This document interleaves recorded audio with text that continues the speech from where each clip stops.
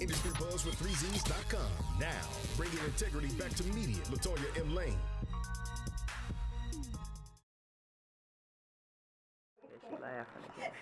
Hey, what's going on, everybody? This is your girlfriend, your buddy, your pal, Lutonya of BuzzZinOFF with Lutonya TV show.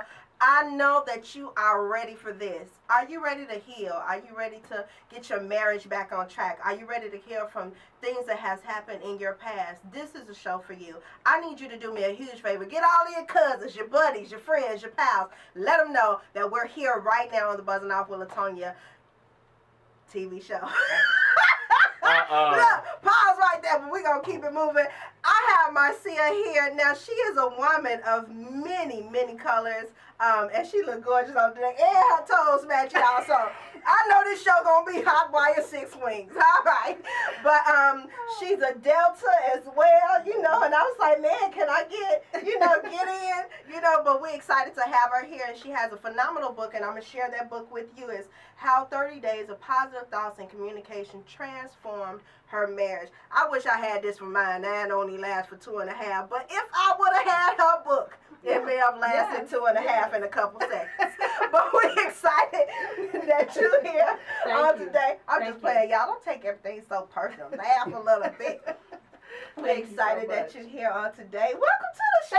Thank you so much for having me. I'm so excited to be here. Thank you so much for allowing me to come and share Journey to Love with you. Man, we was running through troops and leaping over walls to get you here. Yeah. And we're excited that your husband, your Boaz, is in the building. He is in the building. Without him, there will be no Journey to Love. Oh, so he decided to come and help me out. Well, we definitely going on a journey on today. You are a phenomenal woman of God in your own right. Thank you. You're also a part of the women's ministry at church, and you spearhead a lot of those things. You also got the audacity to have your degree as well. And you also is a concentration in non-for-profit management from Roosevelt University. I mean, the list goes on. How do you find time to do all of this and sustain a marriage?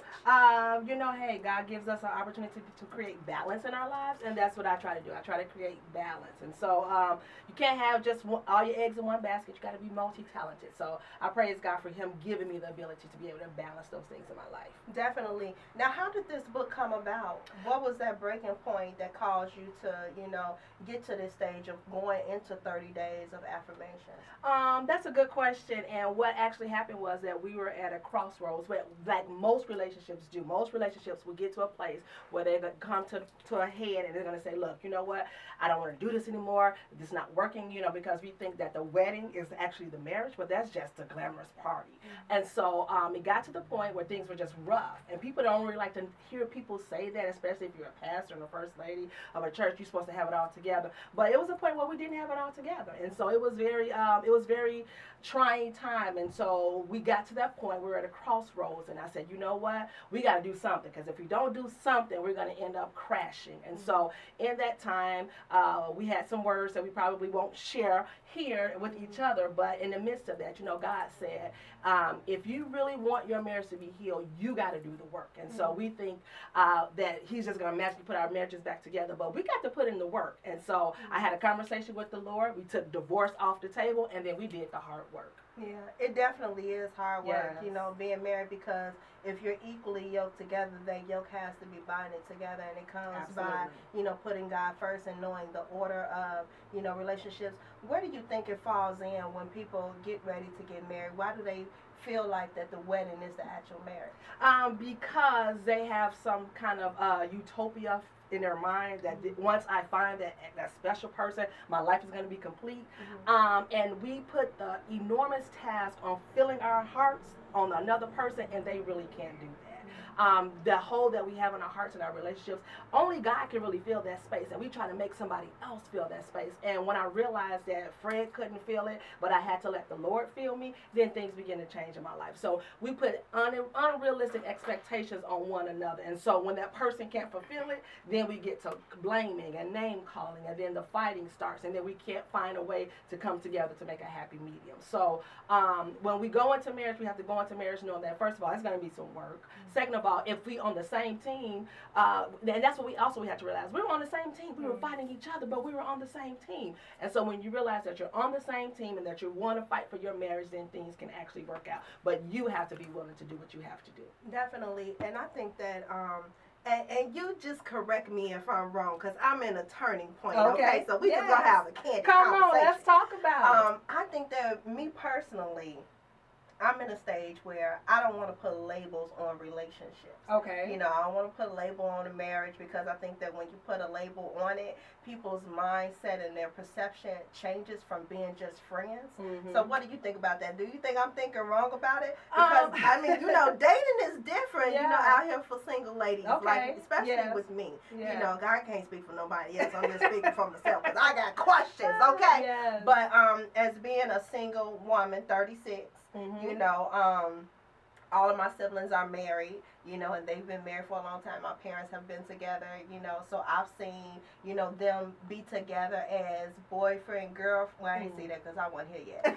But I saw them as before they became pastors, you know, because being pastors, that's a whole nother, you know, level of demons that's and devils. Show. That's right, that's show. a whole, and then you have a commitment with one another, and then your priority to God, you know. But I just came into this stage where I have no problem with committing to someone, but putting that label of marriage or putting that label of, I think you're too old to be saying dating and boyfriend and girlfriend. Okay. So what you think about that? Am I thinking wrong? Yeah. No, what I mean, in terms of if you're just casually dating, I think you probably are right when saying, hey, we don't want to put labels on it. We don't, because you get to a stage in your life where you know. But when it comes down to it, you know, God only blesses what He ordained, and He ordained marriage. So if it comes to the point where you are in a relationship and you have said those vows, then of course you want to put a label on it, because you want God to honor that. But you know, we don't want to get stuck up in labels, because I was just telling your assistant, hey, he said, should I call you Lady Marcie? No, Marcie's fine, because that's what my parents named me.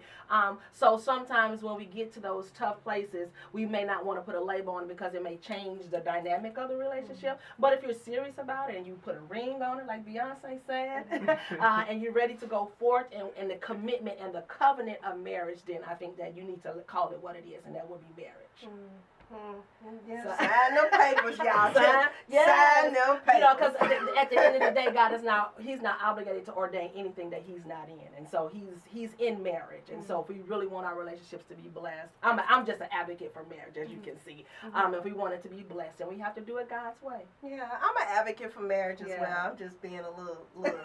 Well, if it's not real, don't put a label on it. Until you put a ring on it, then you can put a label on it. Look, Beyonce done got 3 kids now. Everybody chilling and in the hood and stuff, and she moving and journeying on, and y'all still shacking. Yeah, okay, let's get it together, people. Let's get it together. Now the question was posed, you know, where would you find that in the Bible that what was that question? Because I posted it up. Y'all got to check out the Late Night Conversations on Facebook, but the question was posed to me in conversation. They were saying that they didn't see where having a commitment to someone per se the world's way. You know how you got to sign, you know, basically a contract. You know, they said that they don't feel like that is the way that God has ordained marriage, for you to go before a priest or go before a pastor and then sign the government into their marriage. You know what I'm saying? I hear what you're saying. So they saying that they feel like when they have a commitment to one another and they go before God and they make that commitment, they don't feel that they have to sign the papers, and that's a whole nother. We could go a lot of different ways with that, but with that, I would say, first of all, it is ordained in Genesis when God says that, you know, when He put them together, Adam and Eve together, He put them together, and going in front of a priest or a judge or a pastor, it makes it legitimate. So if you want to be real about it, and if you want it to be acknowledged as a marriage, then you got to do it the way that the law says to do it, which would be to go before somebody who has the authority to claim that you are husband and wife. If no one if you're just saying, oh, we just together and we just want to be in a committed relationship, it's the same as, you know, why would you buy the cow when you can get the milk for free? So if you're not gonna, again, you can live your life how you choose to, but again, God is not obligated to bless it. So if the blessing falls when we decide that we're gonna do it God's way, we're gonna be committed, we're gonna go before God, and we're gonna ask Him to bless our marriage. So, you know, you can get in those arguments with people, and people tend to see things the way that they want to see them. But at the end of the day, either we're going to do it the way God wants us to do it, or we're not. Yeah. And you guys made a decision to go back into that place where you made your vows to one another. Absolutely. To restore your relationship. Yes. How was that journey for you, just getting to that point? When I went through the 30 days of affirmation, it was actually 30 days where we were when it started, we were in a very bad place. And so and I was giving daily affirmations, and I was just making sure that I was encouraging him and trying to pray for my marriage. I was really in the face of God praying for my marriage. And so during those 30 days, I saw how God was. I thought he was going to change him, because that was my prayer. Lord, fix him, change him, get him right, get his mind right, because he's on a whole nother level. And it's hard for us to see the own speck in our own eye. And so during those 30 days, the person that changed was me. And so I noticed how I was being, maybe aggressive in certain ways, or how I was lashing out, or how my tongue had really no filter, and I was seeing the things that I was guilty of. And so it changed me, and it changed my perspective. And so when I began to change, then my heart began to soften, and then I began to see my husband like God saw him.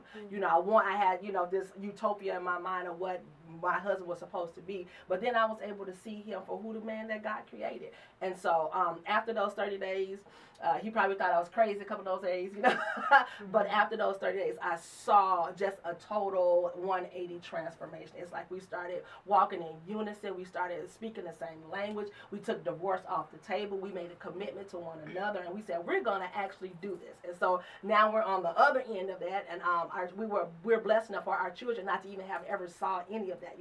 That was our other prayer, for our kids never to be in the middle of anything that was going on with us. And so now our kids are seeing healthy relationships. They never seen mom and dad argue. Not saying that we didn't, we just didn't do it in front of them. And so I feel like we're building another generation of people with our children and their friends who come over to our house, and they'll see a healthy black marriage. And that's exactly what I wanted to give my family.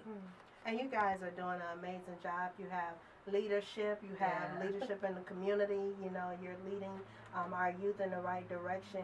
How did you get to that point where you said, you know what, I'm going to take this and I'm going to put it in a book to help other people? And then she got the nerve, y'all, to have little notes at the end. You can write your own issues down. I was like, I don't want to write nothing about myself up in here. Look, we got stuff highlighted and everything. What happened was that it became a book was after I did the 30-day affirmations, I wrote them down and I put them together in I just went to Office Depot and bound it together, and I gave it to my husband as a birthday present. I was like, this is where we were, and I'm just so happy, and I just want to give it to you so that you can see, how I prayed for you. And so he kept it, and I said, you know what, the biggest disservice that Christians do to other Christians is we don't tell them the truth. They look at us and they think that, oh my God, they're so wonderful, they're so happy, but they don't know what it took for us to get to that place. We're 19 years deep into this thing now, and so, but we didn't make it 19 years just being, happy or so. I said, you know what, I'll be transparent. I'll be the sacrificial lamb. I'll let the world know that, hey, every day is not easy peasy. And I wanted to put it in a book because I thought that the world needed to know that, 1, God loves marriage. 2, God can restore your marriage. And 3, if you put it together and you work together, anything is possible. Because that's why he says with God, all things are possible. Now, you say you take divorce off the table, but it's so many times that people, they get into marriage for the wrong reason. They get into marriage because they want to make sure, that they're going to have a 401k or, they're going to have some insurance, or they get into marriage because of companionship. You guys got into marriage because of love, and I think that that's one of the reasons where love came in and just was able to take that off of divorce off of the table. What would you like to say to some of those people that are in this stage right now and they're trying to just figure it out? What do I do next? Have some very serious conversations with your spouse. We had some serious, deep down conversations. Pillow talk can turn into conversations. So have those hard conversations. We had to have those hard conversations. We had to talk about the things that we thought were deal breakers and the things that we thought was just unfair. And not only have the conversation, but have that conversation with an open heart and with open ears, because our natural tendency is to be defensive when somebody tells us something about ourselves. So we had to go in prayerfully and say, you know what, let's listen to one another. So I would say to that person, have that hard conversation. And then you'll find out that maybe your expectations were not the same. And so now maybe we can come together, have a meeting of the minds, and figure out, okay, what is it that we really do want? We had to have that conversation. We had to come and say, okay, what is it that we want? We want a healthy, whole relationship. We want our children to be raised in a two-parent home. We want to show our family and our friends that black marriages can't survive. So we had some common goals. You know, in the book, I always talk about, hey, you know, to have it. What is the mission of your marriage? What is, you know, don't just get married just to say you get married, but what are you going to accomplish? Because two will become one, and you have to accomplish something great. What is it that you want to accomplish?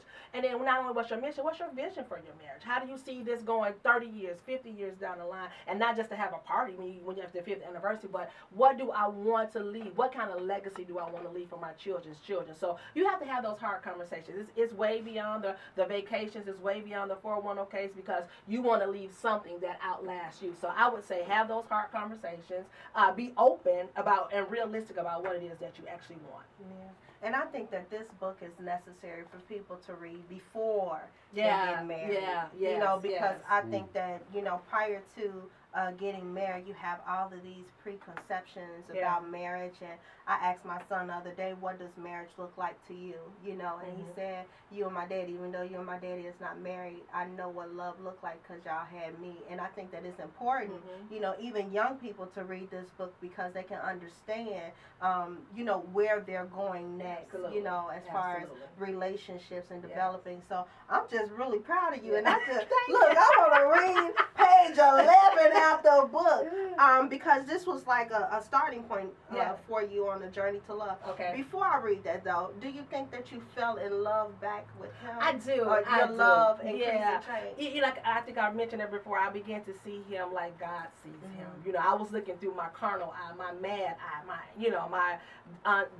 unsatisfied eye. But when I really went through this transformation and God really began to work on my heart and my mind, I started looking at him like, wow, okay, you know, you cute, okay, you cute. Yes, all of that is. So I think that not only did we fall back in love with one another, but it took it to a whole nother level. I mean, you know, that's grown folks. So I'll meet you on the after dark. You said after dark. Hey, Christians do get down too. Right. But that's how we get other little Christians. That's how we get other little Christians. Absolutely, absolutely. You know. But on a serious note, yeah, I think that it sparked a whole Look, different that was type serious of yeah, it was. Because you serious. got we do enjoy one another, you know, and so I thought we saw that go to a whole nother level of intimacy between the two of us, and I'm very happy about that. Now, what you do? Who is that comedian that's on TV or whatever? And him and his wife decided to go through a 90-day, you know, fast and refrain from having sex. Would you ever go to that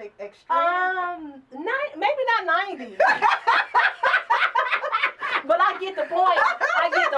Because so look, the Lord is still working on me. I ain't never said I was a perfect Christian. No, y'all married. The man is undefiled. Absolutely.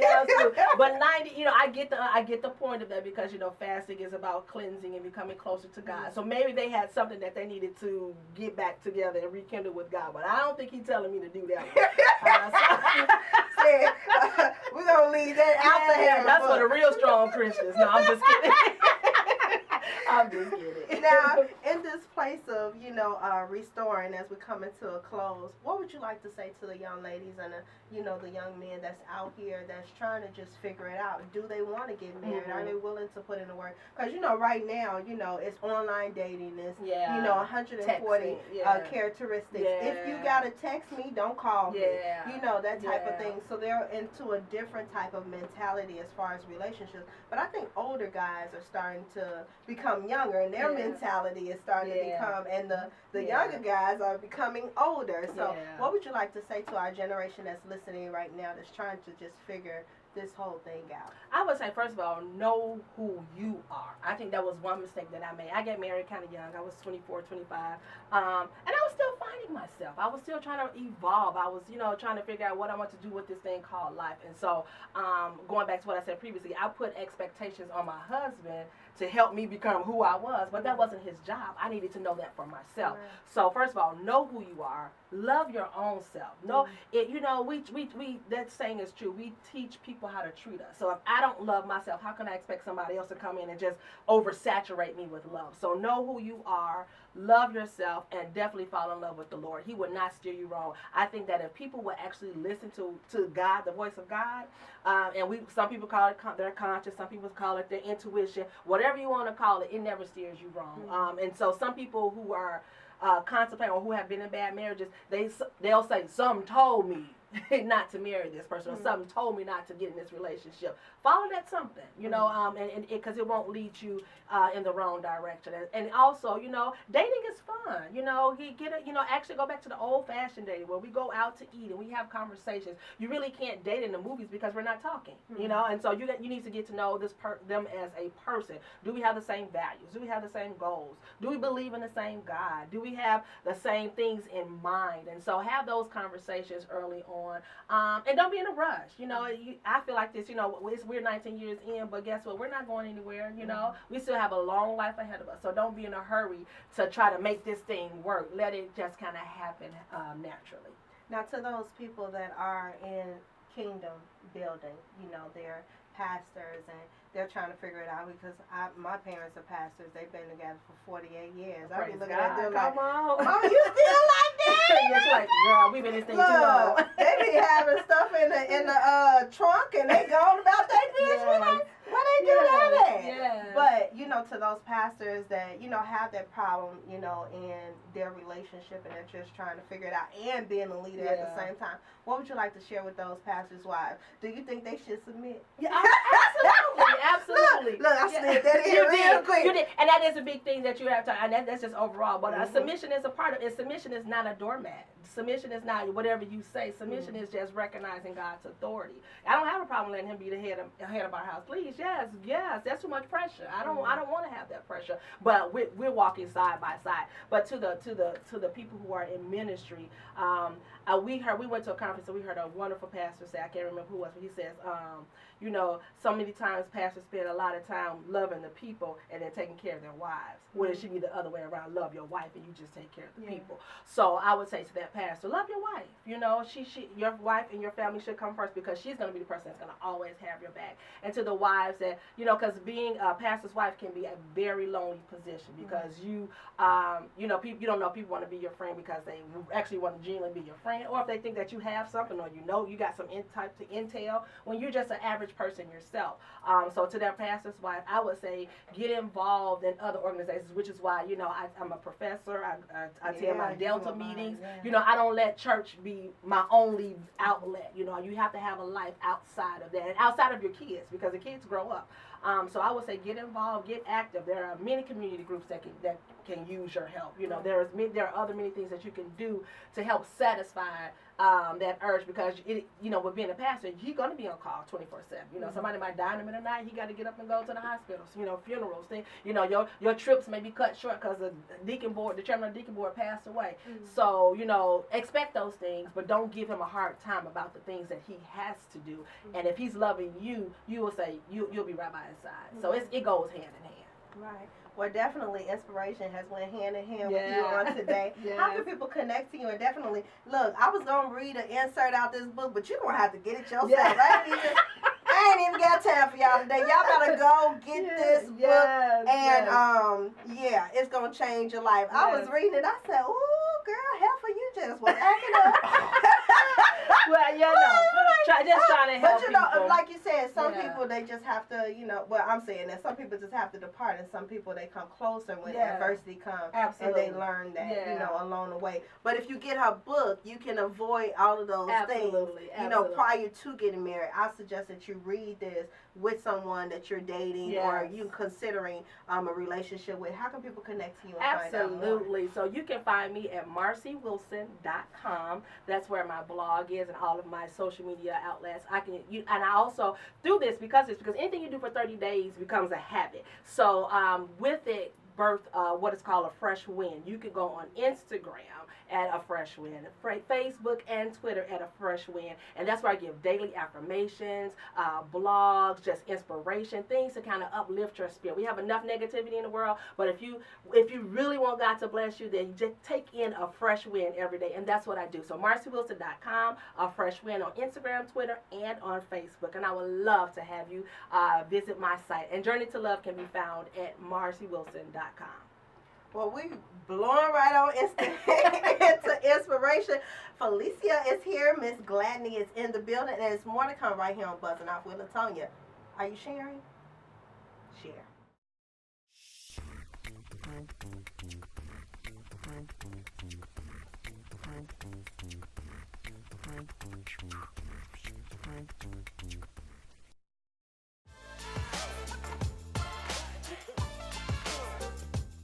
That time of the year again. The 7th annual Black and White Ball and Buzzin' Off Awards is here. Save the date, Saturday, September 9th, 2017. And join us as we celebrate our community heroes.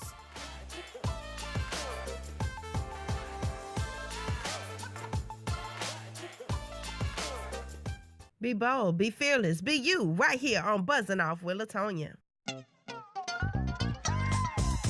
Hey, what's going on, everybody? This is your girlfriend, your buddy, your pal, Lutonya of Industry Buzz with 3Zs.com. Connect with us today to find out how you can become a special guest on our show. Go to Industry Buzz with 3Zs.com, click Be Our Guest. We look forward to having you right here on Buzzing Off with Lutonya. Hey, what's going on? This comedian BLT. Hey guys, I'm Oh So True. Hi, my name is Brandon Reynolds. It's real Shannon D, and you rockin' with Industry Buzz, 3Zs. With 3Zs. With 3Zs. Industry Buzz with 3Zs.com.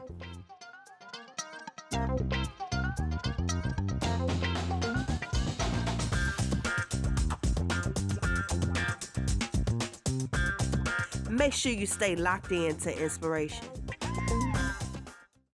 Hey, what's going on, everybody? Welcome back to the Buzzing Off with Lutonya TV show. I know you enjoyed this show thus far. I need you to do me a huge favor. Continue to share, and forward the buzz. Inspiration is definitely on the move today. Felicia Gladney is in the building, and she has a dynamic story talking about overcoming depression, molestation, and so many other things.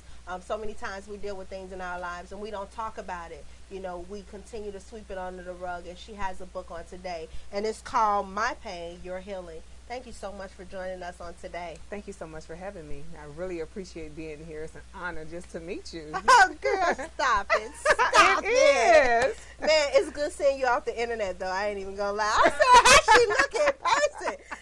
Aaron, can we make it happen? Right. So I'm so excited that you're here, and I got a chance to read through your book talking about overcoming just so many things: shame, depression, oppression, and molestation, and empowering others to heal through your pain. Yes. When we're going through things in our lives, we don't think that our pain is going to heal anyone. Mm-hmm. Is that how you felt when you were going through different things of shame and depression going through? Yeah, I did. And actually, I felt like I was all alone. I was in a box. And even when I would try to reach out to my husband, you know, there were things that I was going through that he couldn't really understand or help me cope with. And so a lot of the times I would just be so depressed to the point where I would come home and just lay in bed and didn't want to do anything.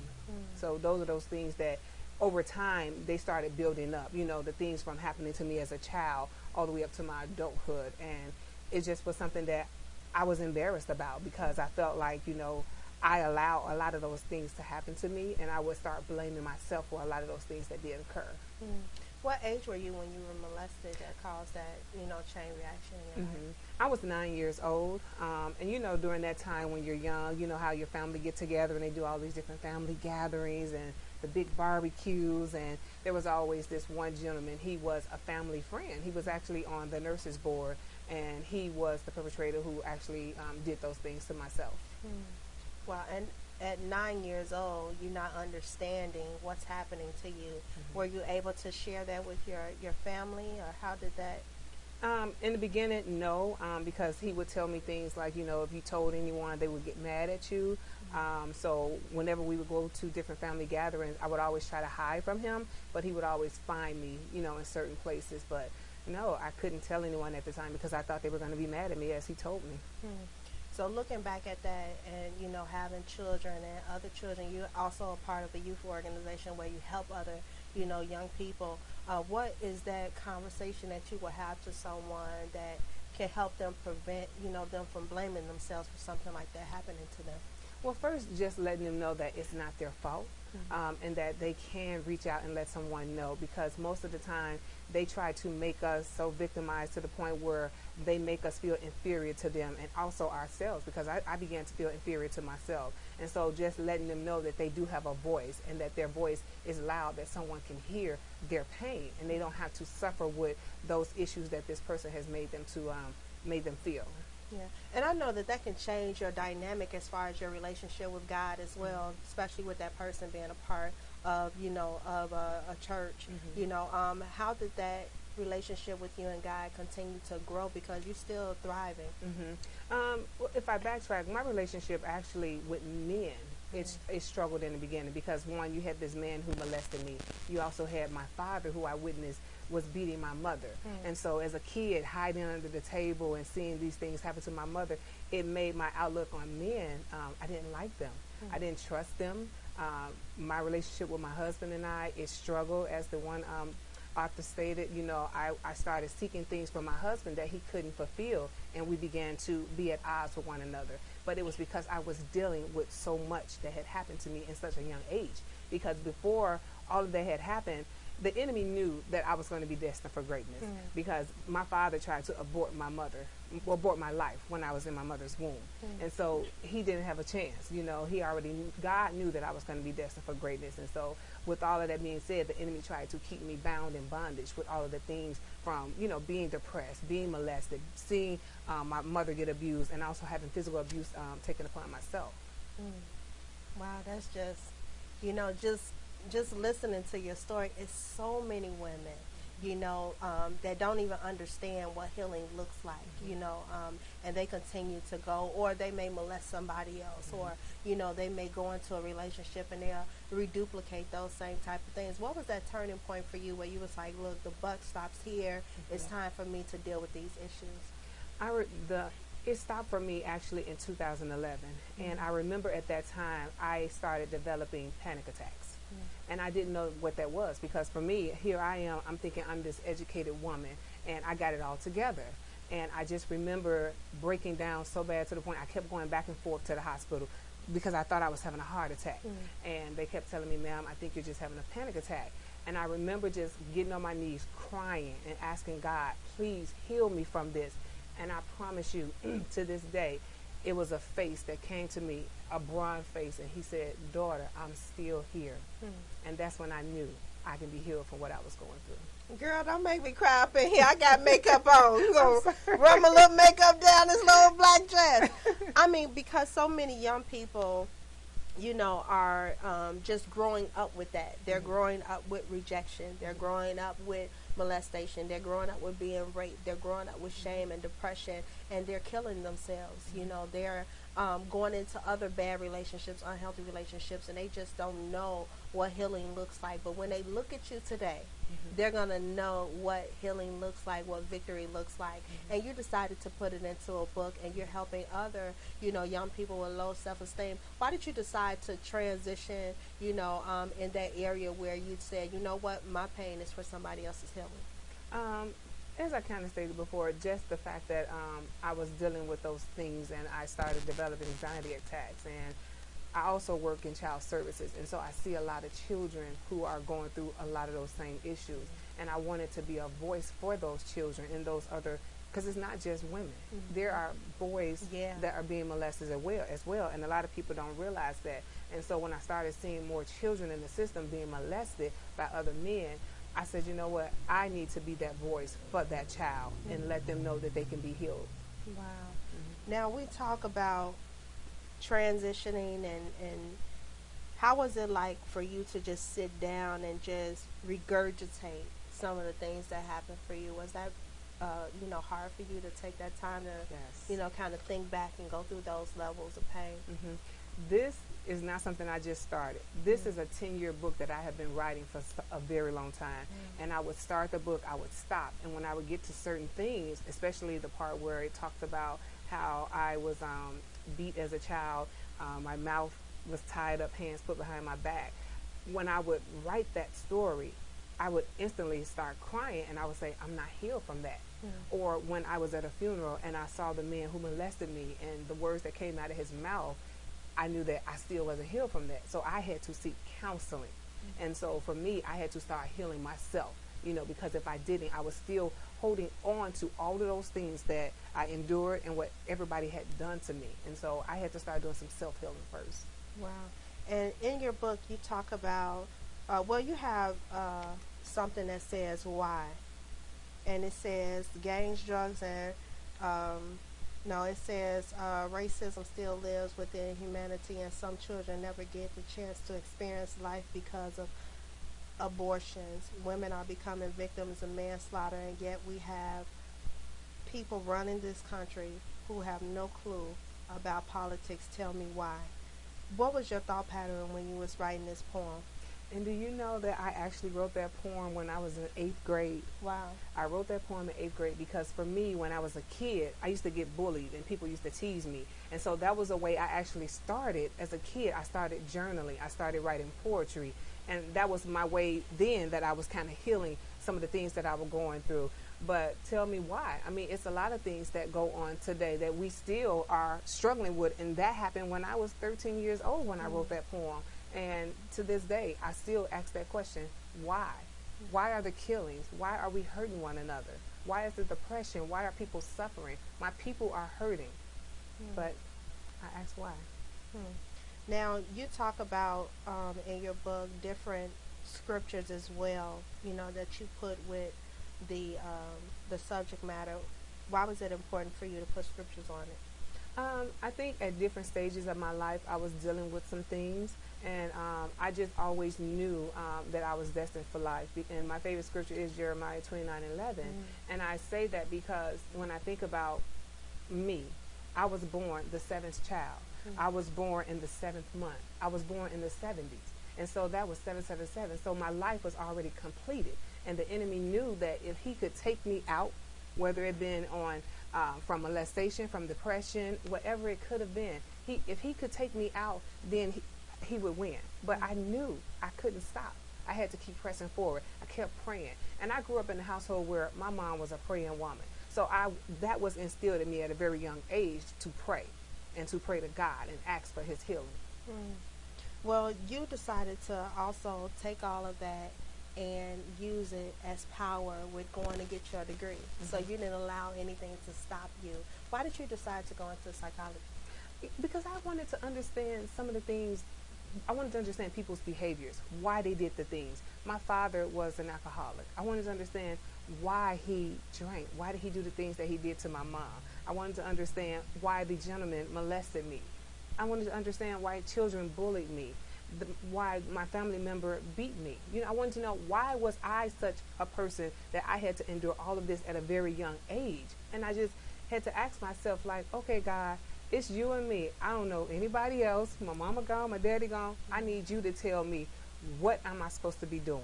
And he just showed me one day in a book. He's like, my pain, your healing. And I just kept hearing it. I kept hearing it. And I was like, okay, my pain is going to be able to heal somebody else who is going through their own issues, who is suffering from depression, who is suffering from an abusive relationship, whatever it may be. I want to be able to be that voice to inspire them through whatever it may be, just a smile. And I believe in a smile goes a long way, you know, just to make somebody happy, because you don't know what that person was dealing with the night before. They could have been contemplating, you know, suicide or whatever it may be. But just a smile will go a long way just to heal somebody. So healing is more than just, you know, words or me speaking to you. It can be a look. It can be, oh, you're pretty today. Oh, I like your earrings. That's healing for somebody.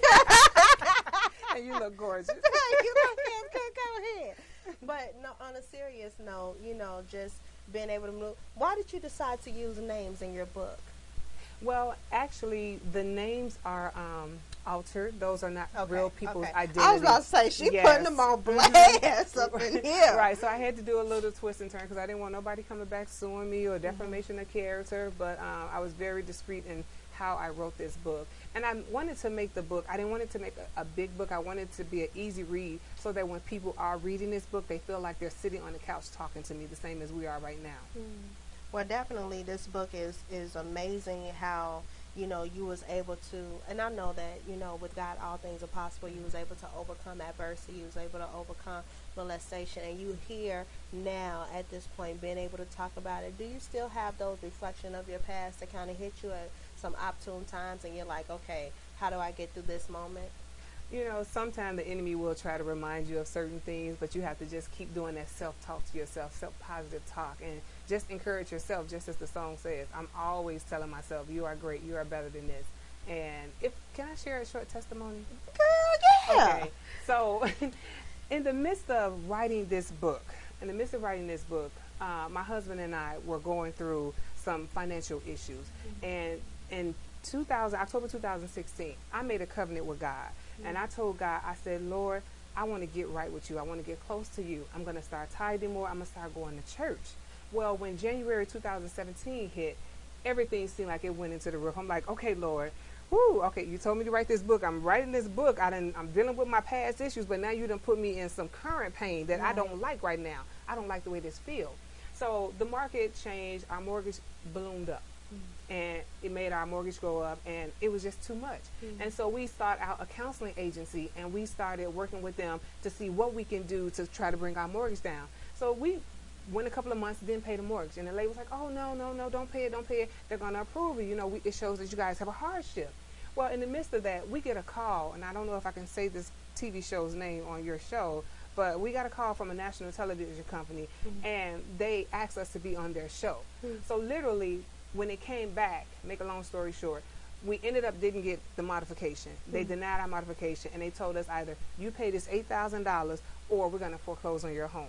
Well, we ended up giving them $8,000 on March 31st. On April the 1st, we were on a plane being shipped to Huntington Beach, California on an all-expense paid trip. We didn't have to come up with anything. They covered everything. They put us in a penthouse. And so I say this, that even during my pain of writing this book, I was already going through, I was enduring some pain. So God was still testing my faith at that moment. And so he said, daughter, tell your story. So when we came back from the trip, we went on this television show, and I was real hesitant because, you know, I'm Felisia the Diva. I didn't want nobody to know that, you know, I went through these issues. And so I told my story, and if I hadn't told my story, the host of the show wouldn't have blessed my family and I with $10,000. So literally, the money that I spent out, that show gave me back my money. And I just was so grateful and humble. And I was like, okay, God, this was a test to just continue to trust you. No matter what the pain looked like, no matter what the situation looked like, I'm going to heal you from that. Wow. What would you like to say to a young girl or a young man that's looking at the show right now and just, you know, realizing that this is where they are? What would you like to say to those young people? I just want to encourage anyone that's looking at this show to just have faith in God. Believe in yourself. Love yourself. No matter how you're feeling, no matter how low you get, tell yourself every day, I am beautiful. I am great. And just start encouraging yourself, because we can't rely on anyone else to motivate us or encourage us. And though it's not easy, and sometimes I still have those weak moments too, but I remind myself every day that I am great. I was born for greatness. You definitely was, and I admire you, and I appreciate you sharing your story on today. Thank you. And I know you guys just listening in on today that you're motivated and inspired in your marriages. It can recover. You know, you can be restored. All you have to do is get the book. Get the book. You know, it's some great artists and authors here in Chicago. Get these books, you know, and start learning how to get back on track. There's so many things, calamity that's going on in the world, but God has blessed us with people who have books that will be able to help us, you know, go along those rough spots in the road. So I want to encourage you to be bold, to be fearless, and be authentically yourself. And you're tuned in right here to Industry Buzz. That's with 3Zs.com. How can people connect to you and find out more? They can reach me at FeliciaGladney.com. They can reach me on all social medias, Instagram, Facebook, LinkedIn, Twitter, and you can also find me on, you can order the book actually on Amazon.com or Barnes & Nobles. Awesome. Well, I got mine, and I got signatures in both of my books. Shout out to my team, Aaron and Felicia. And thank you so much again for tuning in. It's more to come right here on Buzzing Off with Lutonya. I know you need to share it. You know you need to share it. Now click that button and share it right into inspiration. I see y'all on Industry Buzz. That's with 3Zs.com.